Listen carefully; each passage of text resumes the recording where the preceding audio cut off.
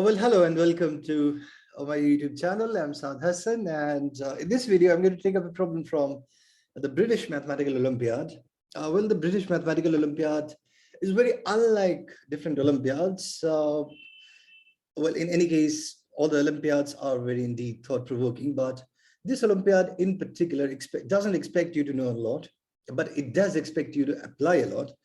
So you will see that problems which have been asked in British Mathematical Olympiad probably can be solved by bare hands.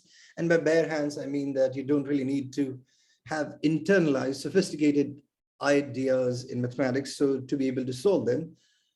And yet the problems can be very indeed challenging. I'm not trying to disparage other Olympiads. In fact, they are indeed very good, but it just so happens that when you're talking about other Olympiads, it so happens that those Olympiads tend to particularly test you on those areas, or they expect you to know a few things, which can be said that probably a general high school student will not have access to that information. Right, but that's not the case with British Mathematical Olympiad. So, without much further ado, let's take up the problem that they asked. So they say that, given that an integer n is the sum of two different powers of 2, and also the sum of two different Mersenne prime. Prove that n is the sum of two different squares. And then they go on to define what a Mersenne prime is. So, Mersenne prime is a prime number which is 1 less than a power of 2. They have been a bit, if you like, not truly honest, because Mersenne prime is a prime number of the form of 2 to the power of prime number minus 1, rather than just being a number of 2 to the power any natural number minus 1. So I'm hoping that you get what I say, that a prime number is a Mersenne prime is a prime number of the form of 2 to the power prime number minus 1, rather than a number of the form of 2 to the power any number minus 1. Let's first prove this fact, right? So define Mersenne prime as a number of the form of 2 to the power n minus 1, right? And our claim is that, in fact, m must be prime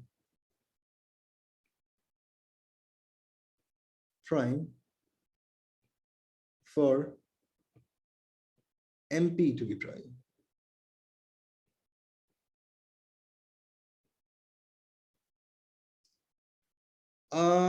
Proof. And it's and I agree that we are sort of digressing, that this is not the problem that they have asked us to prove. In fact, this is not the problem that we are going to solve, but why not? Like, yes. So let m be a composite number, if you like.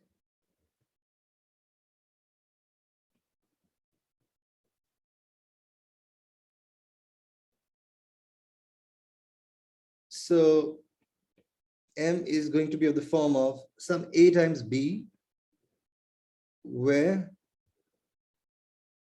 a and b are both integers and they're greater than 1. Right. Oh, we can argue that, right? So you'll see that, or something p and q, or something like p and q, or rather than a and b.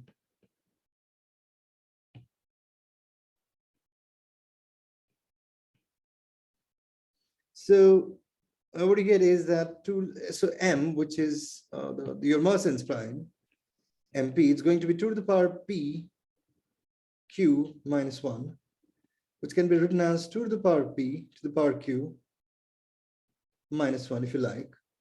That can also be written as 2 to the power q to the p minus 1. And you see that this is divisible by 2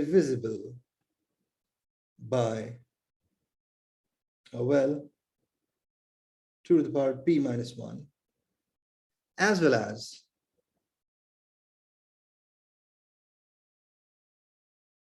2 to the power q minus 1, and therefore it can't be prime. Unless, of course, these are trivial cases where one of these factors become 1. So, or 2. So yeah, so that's that. So they can't be prime. So P must be prime, in fact. M must be prime. So M must be prime.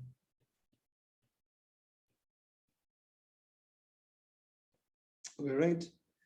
And we are done. So Merson's prime is a prime number of the form of 2 to the power rather P minus 1, where P is a prime number.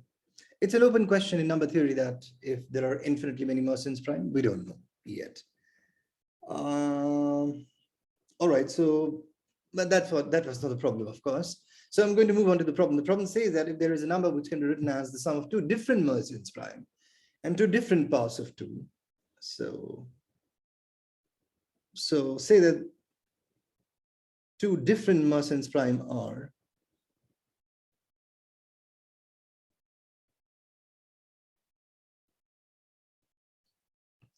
prime are, well, 2 to the power p1 minus 1 and 2 to the power p2 minus 1, where p1 and p2 are prime numbers, as we have proved. And well, p1 is in fact less than p2. So now p1 is in fact less than p2. Okay, right. Well, that's that. And so what you get is that, and the number is also equal to the sum of 2 distinct powers of 2. So say 2 distinct powers of 2 are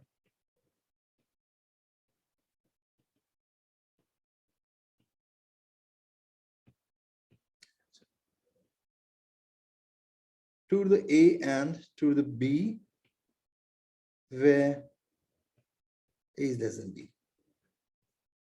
Because there are 2 distinct numbers, A is less than B will make the other distinct, and so similarly P1 less than P2 will make these 2 different prime numbers distinct. Now they're saying that if there exists a number which can be written as the sum of 2 distinct Merson's prime and 2 distinct powers of 2, then it can also be written as the sum of 2 squares. So what I'm going to do is that I'm going to, at this stage, I'm absolutely at a loss to how to solve this problem. So what I'm going to do is rather that I'm going to get my hands dirty. I'll try to get my hands dirty, and hopefully that will give me some insights into this problem, and I will be able to sort of devise a line of attack, hoping that by dirtying my hands, there will be something that there will be something absolutely that I'll be able to see, and then I will be able to act upon it. So let's see, right? So first of all, I'm going to write down a few Merson's prime. So you can begin with 2 to the power 2 minus 1, which is 3. 3 is a Merson's prime. 2 to the power 3 minus 1, 7. 7 is a Merson's prime. 2 to the power 5 minus 1, 31. 31 is a Merson's prime. 2 to the power 7 minus 1, 127. 127 is a Merson's prime, and so on. You can keep on doing this. What you're going to do is that you're going to add 2 different Merson's prime. Given that that number should also be can also be expressed as rather 2 different powers of 2. So let me try this. So 3 plus 7. What's 3 plus 7? That's 10. Can 10 be written as 2 different powers of 2? Yes, it can. 2 to the 1 plus 2 to the 3. And that's equal to, is it the sum of 2 distinct squares? Yes, it is. 1 squared plus 3 squared, isn't it? Oh, well, that was nice. How about 3 plus 31? Oh, well, 3 plus 31 is 34. And well, 34, can that be written as sum of 2 distinct powers of 2? Yes, it can. 2 to the 1 plus 2 to the 5. Is that also equal to sum of 2 distinct squares? Yes, it is. It's 3 squared plus 5 squared, yes. Then I see is that, how about 3 plus 127? 130. 130, can that be written as 2 to the, yes, 2 to the power 1 plus 2 to the power 7, indeed. And then can it be written as square, the sum of 2 distinct squares? It can be, in fact, 7 squared plus 9 squared. Oh, we haven't so lucky so far, haven't we, right? Okay, right. So Okay, right. So that's that. How about we try 7 and 31? So 7 plus 31 is 38. Can 38 be written as the sum of two distinct powers of 2? Well, let's see. 2 to the power 1, 36. 36 is no power of 2. Or 2 to the power 2, you get 34. 34 is no power of 2. 2 to the power 3, 30. 30 is no power of 2. 2 to the power 4, 16. 22 is no power of 2. 2 to the power 5, and 6 is no power of 2, and we are done. So, well, this doesn't fit the bill. How about 31 plus 127? Well, this comes out to you as 158. I'll encourage you to think that this can also be not expressed as the sum of two distinct powers of 2. So is there any lesson to be had? Is there any lesson that we can guess from here? What I see is that if such a number exists, then one of the Merson's prime is 3. Or so is my observation. It could be entirely wrong. It could be entirely wrong. But my observation says that if such a number exists, then one of the Merson's prime must be 2. And if such a number exists, then one of the powers of 2 must be 2 itself. That's my observation. And in fact, I'm going to conjecture this. It's entirely possible that I will not be able to solve. It's entirely possible that the conjecture which I'm about to make might be false, and that's only because I haven't examined a lot of cases. And once it's entirely possible that if you don't examine many such cases, you tend to fall into that you live in the bubble and you think that the examples that you have considered are enough for your observation and for you to make a nice guess, but that guess sometimes falls flat on its face. And that's because the counterexample seems to be quite large. It has happened to many great mathematicians, but I'm going to make this conjecture nevertheless. So here's my conjecture, if you like. So hypotheses.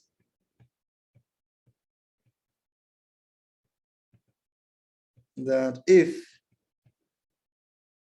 such a number n exists,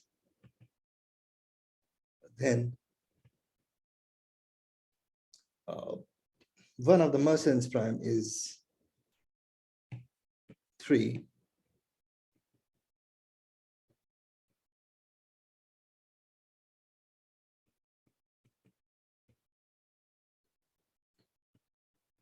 And one of the powers of 2 is 2 itself. That's my conjecture, right? So, well, I'm going to try to prove this. I'm hoping that I'll be able to prove this, right? Proof. So suppose that you have something of this form, 2 to the power p1 minus 1 plus 2 to the power p2 minus 1 is equal to 2 to the power a and plus 2 to the power b. And we have agreed upon that p1 is less than p2, and the least value of p1 can be 2. And if you see that because 2 is the least prime number, and in fact p is the only even prime number, and if you think about it, it's quite odd, don't you agree, right? So, and we also know that a is less than b, and might I add that a is greater than or equal to 1. That's simply because it can't be 0. Oh, well, for obvious reasons, because if a is 0, then this side is even. So rather, if a is 0, then this is 1. So this side is odd and this side is even. So a has to be greater than or equal to 1. All right. So let's examine this case. So what you get is that 2 to the power of p1 plus 2 to the power p2 is 2 plus 2 to the a plus 2 to the b. That's quite obvious, right? Isn't it? Now, what we know about b is that since a is greater than or equal to 1 and b is greater than or equal to a, so b must be greater than or equal to 2, right? That's an obvious conclusion. B must be greater than or equal to 2. And p1 is greater than or equal to 2. So p2 must be greater than or equal to 3. P2 has to be at least 3. So P2 has to be at least 3. So look at the left-hand side. So this number is at least 2. This number is at least 3. This number is at least 2. So do you agree that this left-hand side is divisible by 4? For obvious reasons, because this number is at least 2. This number is at least 3. So this is divisible by 4. Since B is at least 2, so this is also divisible by 4. So which means that this must be divisible by 4. So 2 to the power 2 plus 2 to the power A must be divisible by 4, which should mean that A must be equal to 1. Because if A is greater than 1, then this will not be divisible by 4. Because 2 to the power A will be divisible by 4. And then 2 plus 2 to the power A will not be divisible by 4, right? So I'm making this argument again. That P1 is at least 2. This is at least 3. So this is divisible by 4. This is at least 2. So this is divisible by 4, right? So this must be divisible by 4. And for this to be divisible by 4, A must be exactly 1. So A is 1. So it makes for a nice, interesting tale, don't you agree? And in fact, do you see that we have proved one of our conjectures that one of the parts of 2 must be 2 itself. So this is indeed 2. Never mind. In fact, there's quite a feat, I believe. I'm going to put A as 1. So what you get is that 2 to the power P1 plus 2 to the P2 is equal to 4 plus 2 to the B. Excuse me. Yeah. Now look at it. Now we have proved that one of those numbers, one of those Mersenne prime must be 3. In other words, I have to prove that this number here, P1, must be 2, because then only this Mersenne prime is going to be 3. So I have to prove this number must be 2. Let's think about the case that if this is not 2, say that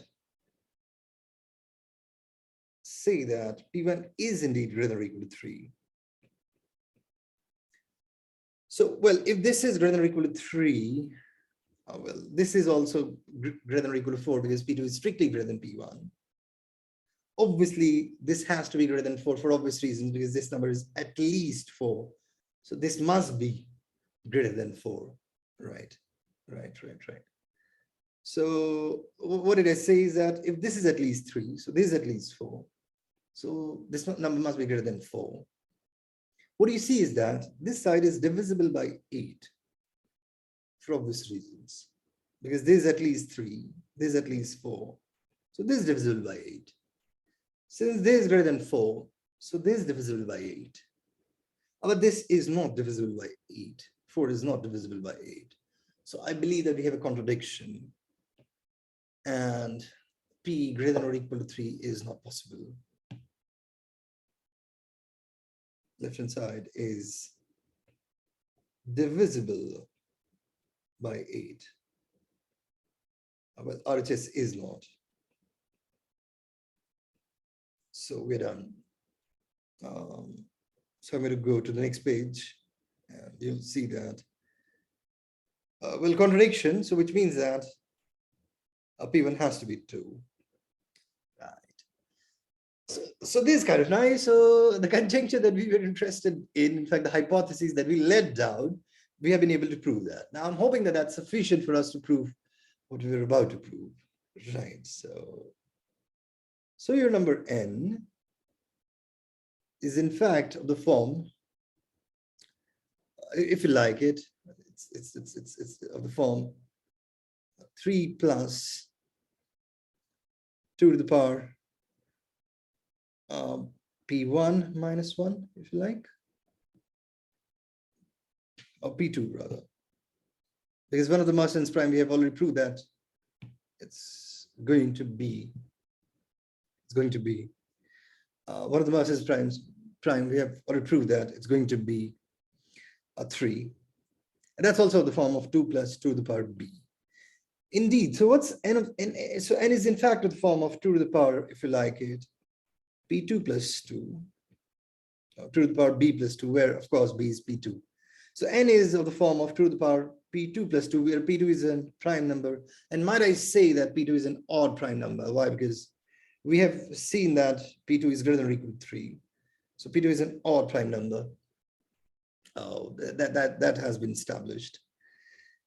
Oh, well, so, and we have to prove that this is the sum of two distinct squares. So since p2 is an odd prime number, so p2 can be written as a number of the form of, say, something like 2l plus 1, right? So n is of the form of 2 to the power 2l plus 1 plus 2. I'm sincerely hoping that this number can be written as a sum of two distinct squares, right? And I'm going to go back to my observation that was there something that I can possibly observe. So this number here is, if you look, this number here is 10, which is 2 to the power 1 plus 3. So this is 1 squared plus 3 squared. All right. So when you have 2 to the power 1 plus 5, so it's 2 squared plus 5 squared. When you have 1 plus 7, then you have 7 squared plus 9 squared. What I see here is that these numbers differ from a power of 2 by 1.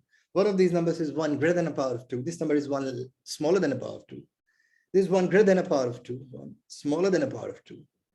This is 1 greater than a power of 2. This is 1 smaller than a power of 2. And I'm hoping that this is some crucial observation, and that will eventually help me in establishing that this number is indeed the sum of two different squares. One of them is 1 greater than the power of 2. The other is 1 smaller than a power of 2. And it's not too difficult to see that. This is 2 to the L minus 1 squared plus 2 to the L plus 1 squared. So, and Ln is indeed the sum of two distinct squares, as we have proved. All right. So that's about this problem. I hope you liked it.